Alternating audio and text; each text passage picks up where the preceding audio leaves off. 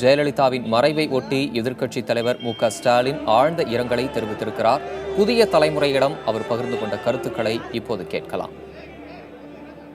தமிழக முதல்வர் மாண்புமிகு அம்மையார் செல்வி ஜெயலலிதா அவர்களின் மரண செய்தி அதிர்ச்சியையும் வேதனையையும் அளிக்கிறது.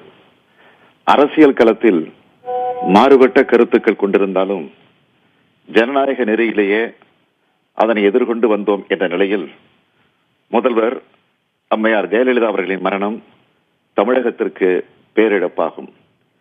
திராவிட முன்னேற்ற கழகத்தின் சார்பில் முதலமைச்சர் அம்மையார் ஜெயலலிதா அவர்களுக்கு எனது நெஞ்சார்ந்த அஞ்சலியை செலுத்துவதுடன் அவரை இழந்து தவிக்கக்கூடிய அதிமுகவினுடைய தொண்டர்களுக்கும் நிர்வாகிகளுக்கும் குறிப்பாக தமிழக மக்களுக்கும் என்னுடைய ஆழ்ந்த இரங்கலை நான் தெரிவித்துக் கொள்கிறேன். அதாவது அரசியல் களத்தில் எவ்வளவு கருத்து மாறுபாடுகள் வேறுபாடுகள் இருந்தாலும் அவங்க எதிர்கொள்ளக்கூடிய போராட்ட குணங்கள் எதிர்கொள்ளக்கூடிய அந்த போராட்ட குணங்கள்லாம் உள்ளபடியே ஒரு பெண்ணா இருந்துகிட்டு அந்த முயற்சியில் அவங்க ஈடுபடுறதை பார்க்கும்போது உள்ளபடியே எனக்கு பல நேரங்களில் வியப்பா இருக்கும். அதனால அரசியல் கருத்து மாறுபாடுகளுக்கெல்லாம் அப்பாற்பட்டு நான் அவர்களுக்காக உள்ளபடியே அவருடைய இழப்பு தமிழகத்திற்கு ஈடு செய்ய முடியாத இழப்பு என்ற நிலையிலே என்னுடைய வருத்தத்தை நான் தெரிவித்துக் கொள்கிறேன். நடந்து முடிந்த சட்டமன்ற தேர்தலில் அவர்கள் வெற்றி பெற்று ஆட்சி பொறுப்பை ஏற்று முதலமைச்சராக பதவி பிரமாணம் எடுத்துக் கொண்ட போது கூட எனக்கு அழைப்பு அனுப்பப்பட்ட நேரத்தில் நான் எதிர்க்கட்சித் தலைவர் என்ற முறையில் நான் அந்த நிகழ்ச்சிக்கு சென்று வந்தேன்.